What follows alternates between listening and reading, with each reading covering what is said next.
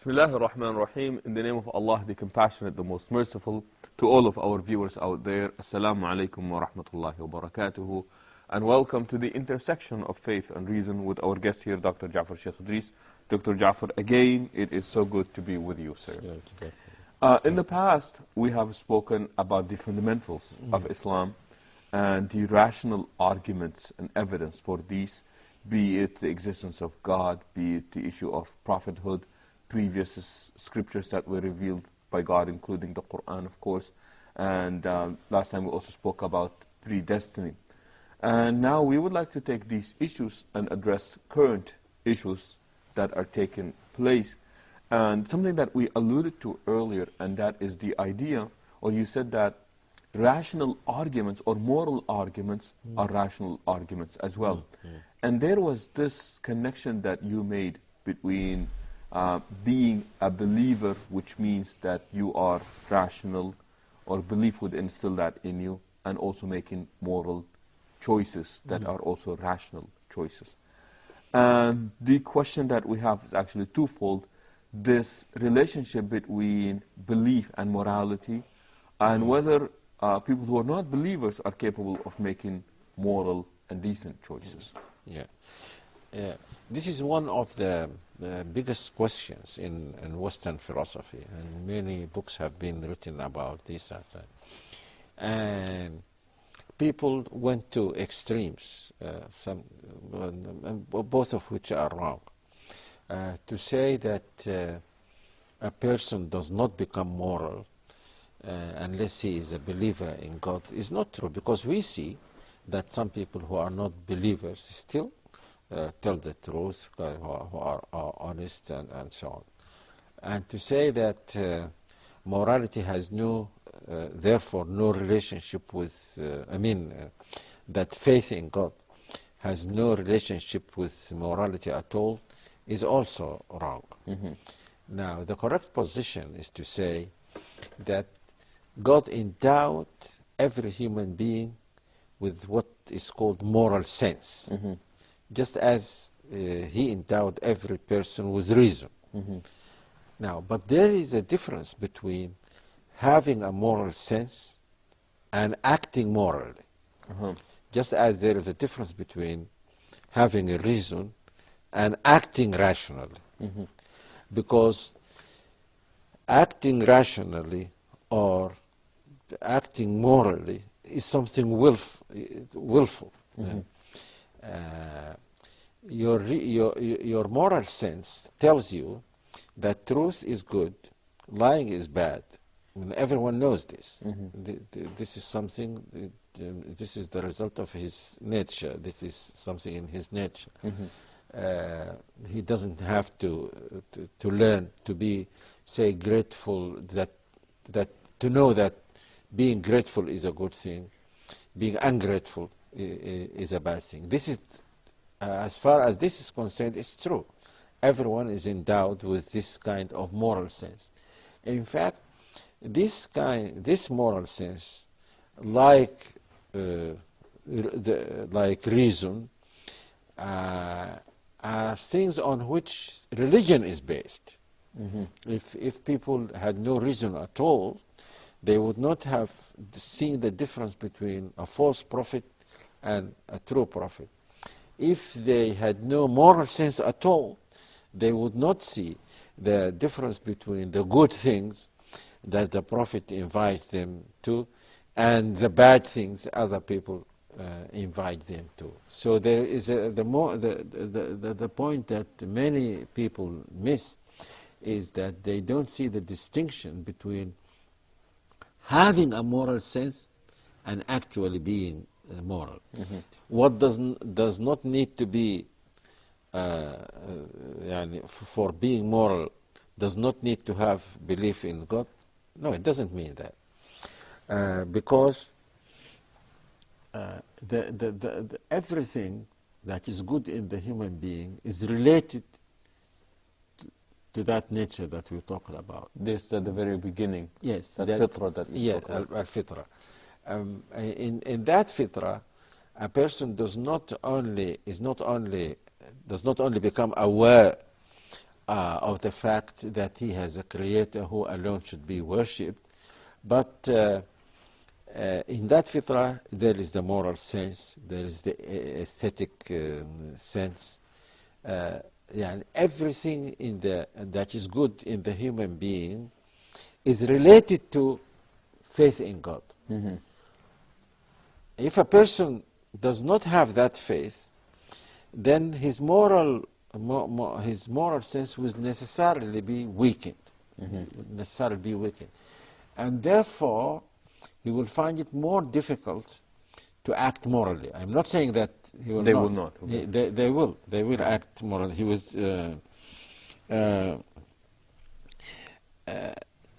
now this unbelief creates problems for a person who wants to act morally.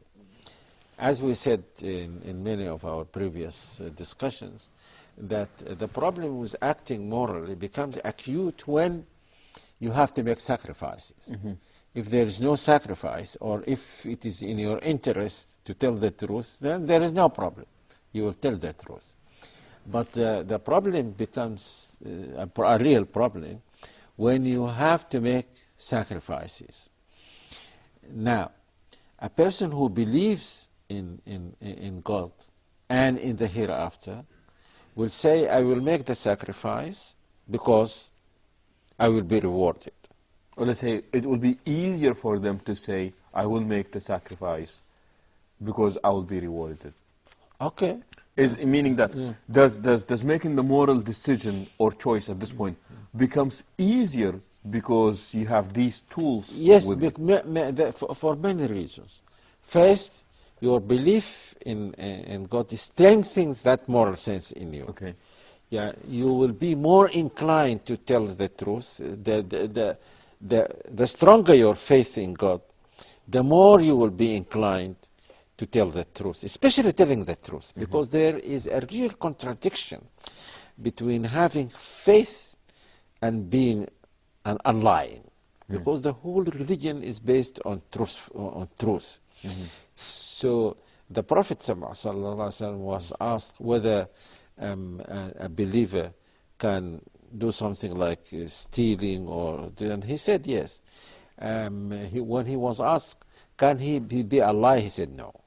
A believer cannot be a liar. So what makes easy first is that this relation between moral sense and belief in God. Second, because faith, when you have faith in God, you love Him. And if you love Him, you love the things that He loves. The more you love Him, the more you love the things that He loves. And this makes it not only easier for you, but you enjoy telling the truth and being honest and so on. You don't have to make... being moral is not just a willful act that a person who has a stronger will be more than a person who has a weaker will. No. If your heart is changed and becomes good, then you will be more inclined to do good. It becomes easier for you. As the Arab poet said, وَإِذَا حَلَّتِ الْهِدَايَةُ قَلْبًا نَشِطَتْ لِلْعِبَادَةِ الْأَعْضَاءُ. When guidance enters the heart, then it becomes easy for the limbs to act. But if the heart is hard, then it becomes difficult for the limbs to act. Also, a person will love come to love the truth also because he is constantly reminded of this. And I pity these non-believers. Nothing reminds them of this. If a person reads the Quran, every time you read the Quran, you find something about telling the truth or being honest or loving the truth. يا أيها الذين آمنوا اتقوا الله وكونوا مع الصادقين. Be mindful of God and be amongst those who are truthful. والذي جاء بالصدق وصدق به.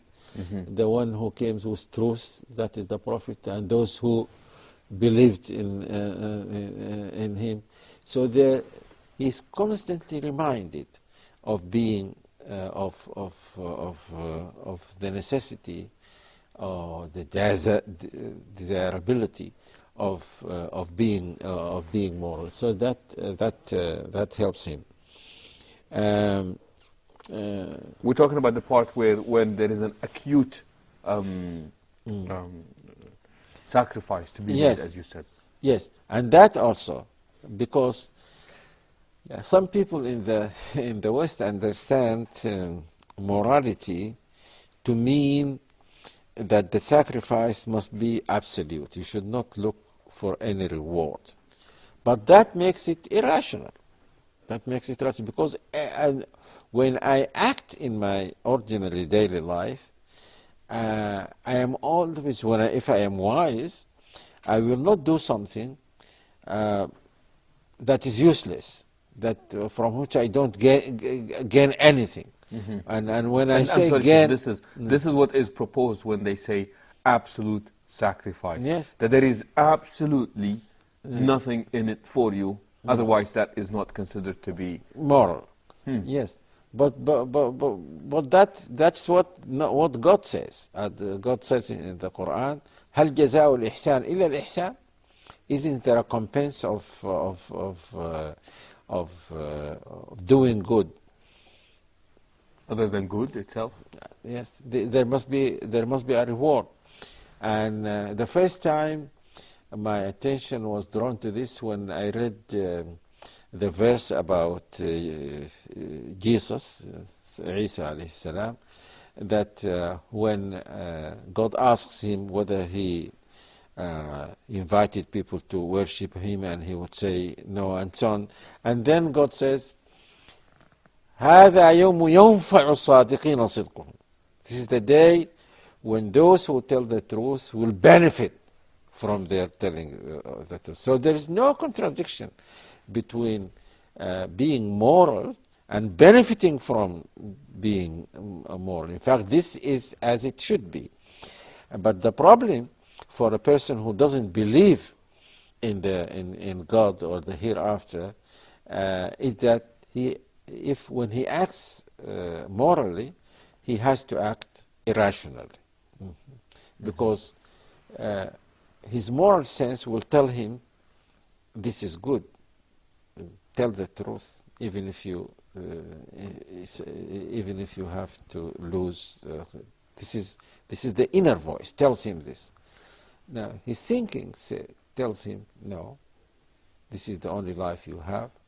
You will be a fool if you make if you make this type of sacrifice. Now he can go either against his inner voice and follow his atheistic belief, and therefore becomes immoral, or he can ignore his ideas and so on and follow his moral senses. And in this sense, he will be acting morally but irrationally, because he will be doing something that is not compatible with his belief. Jafar, inshallah, we will return to this question again, the relationship between morality and faith, and whether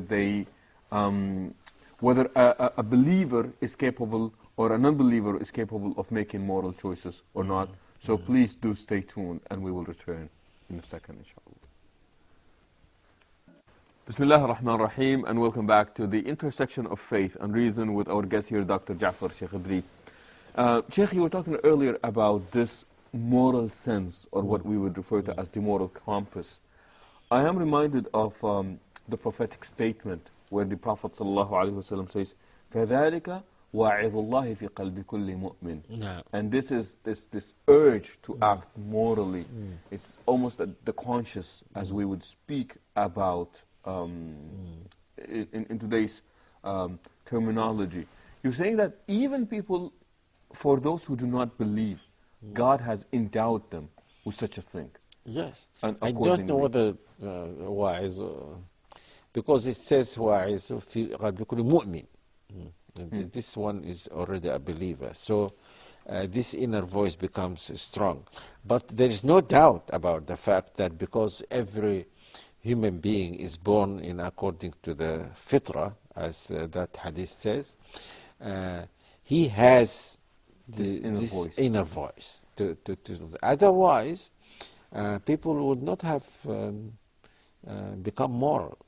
And we know it. We must admit this, that there are people who are not believers and who tell the truth. For example, you remember that the story of Abu Sufyan and how he refused and abstained, restrained himself from telling a lie. even though he really wanted to do so. Yes, because that he saw that then if he does this, then he It will would ruin his reputation. Yes, and he will because be held this as a means liar. that the people, in spite of the fact that they were not believers, especially at that time, they would have thought of him as being an immoral person.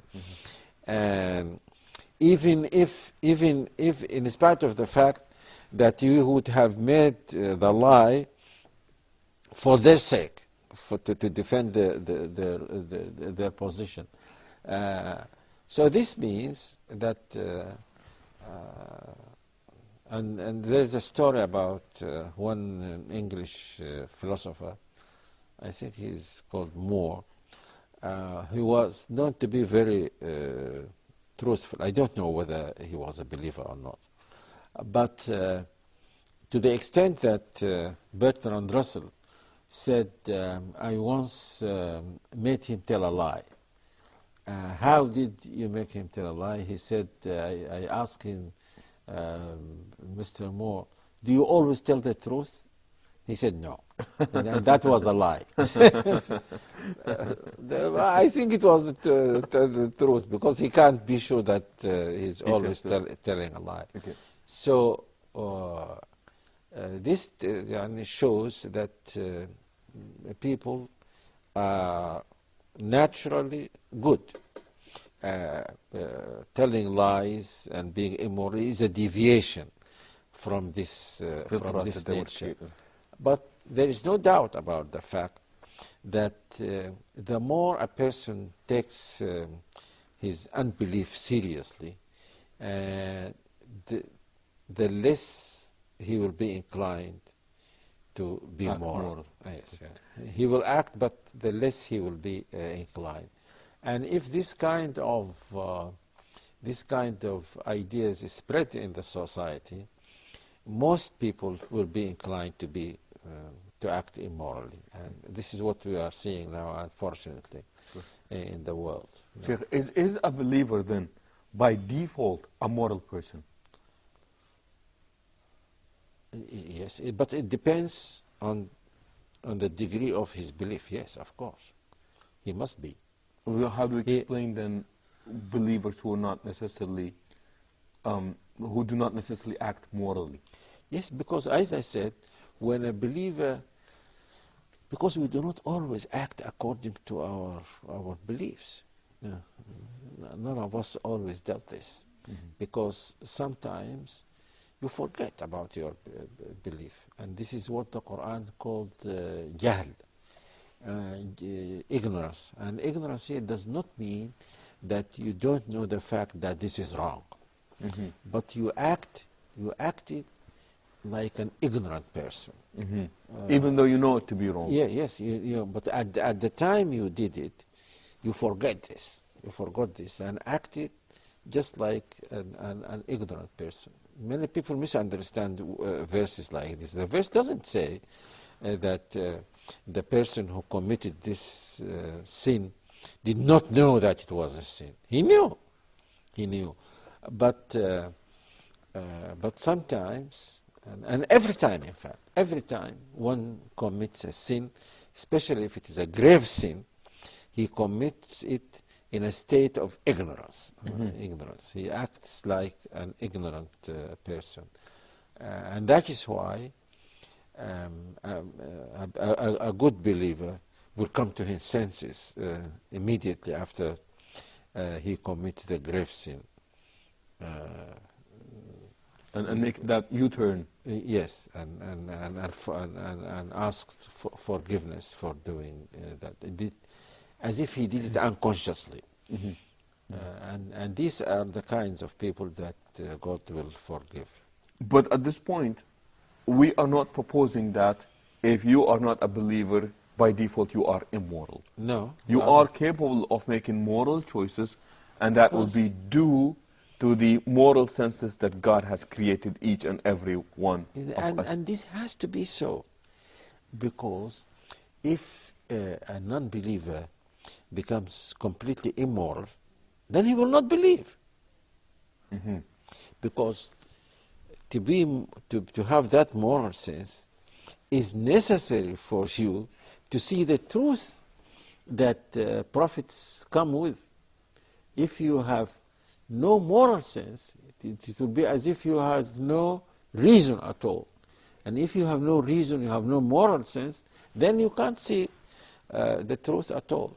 That's why I tell many Muslims to remember the fact that in every society there are good people. That's why they become Muslims. Had it not been for the fact they had some good in their hearts, they wouldn't have seen the truth. Because to see the truth, you must have this ability. You must have reason. You must be moral, and so on.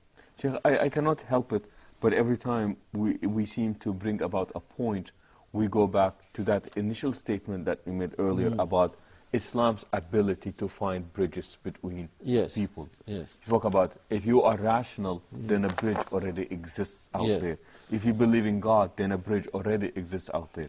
And now what is proposed is that if you have that high moral sense, a bridge is already there between you and Islam and the Muslim community. Yes, and that is why, and it is this that attracts many people to the religion.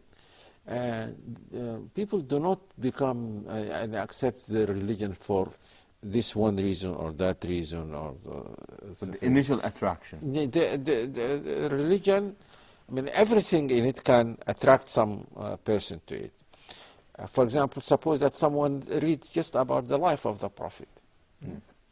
And because he has this moral sense, he will come to admire the Prophet ﷺ, because this is very natural for a moral person to admire and to love people who have this high degree of morality. Even if they have nothing to do with them, but it is natural for him to admire this quality in human beings. When he reads the Quran and he finds the truth there, also his moral sense will tell him that this is the truth. And the Quran, you remember that verse, that knowing the truth sometimes makes people cry. مما عرفوا من الحق.